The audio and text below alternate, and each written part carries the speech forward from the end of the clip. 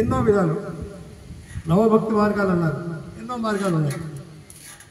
కానీ అన్నిటికంట నిగూఢమైనది అంటే భక్తులకి తెలియనిది తెలియచేయడానికి గురువులు ఉంటారు.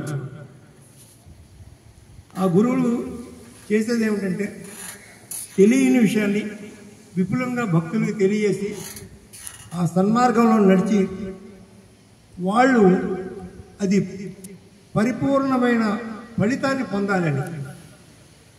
100కి 100 మార్కులు వస్తే పిల్లవాడు ఎంత సంతోషిస్తాడు, పిల్లవాడితో పాటు తల్లిదండ్రులు కూడా సంతోషిస్తారు.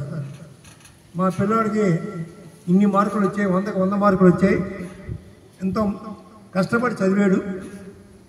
లేకపోతే ఆ విద్యాలయంలో ఉన్న ఉపాధ్యాయులు ఎంతో ఓపికతో పిల్లవాడికి భవిష్యత్తుకి అన్ని విధాలుగా సహకరించి పిల్లవాడిని మంచి దారిలో పెట్టి చదివేలా చేశారు అని. అంటే ఈరోజు కార్పొరేట్ స్కూల్స్ వేరేగా ఉన్నాయి, పిల్లల్ని నిర్బంధించి చదివిస్తున్నారు. నిర్బంధం చదువు కొంతకాలమే ఫలితం ఉంటుంది. వాళ్ళకంటూ వాళ్ళకి తెలిసి అది ఆచరించినప్పుడు వాళ్ళు పరిపూర్ణమైన ఫలితాన్ని పొందుతారు. నేను మీకు ఎక్కువ సమయం తీసుకొని ఇప్పటికే కాలాతీతమైంది. ఉదయం 6 గంటలు 5 గంటలు రావాల్సిన వాళ్ళం ఇప్పుడు వచ్చింది రైలు, అంటే 7 గంటలు లేట్ వచ్చింది.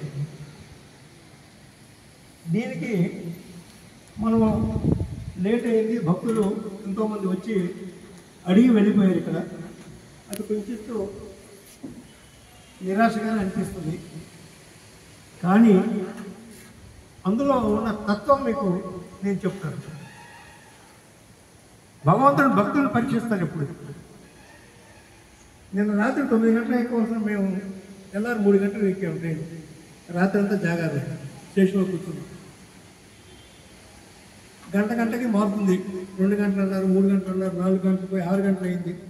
అది 7 గంటలకు వచ్చింది. 7 గంటల లేట్ బండి. నువ్వు రాత్రి 9 గంటలకు ఎక్కవలసిన వాళ్ళు ఉదయం 6కి ఎక్కాము, ఉదయం 3 గంటలకి. సరే ఇక్కడ చేరుకున్నాం. ఈ మధ్యలో నాకు అనిపించింది ఏమిటంటే, అది కూడా అనిపించిందంటే ఆయన అనిపిస్తుంటాడు, నిజమైన భక్తులని ఇక్కడ కూర్చోబెట్టాడు.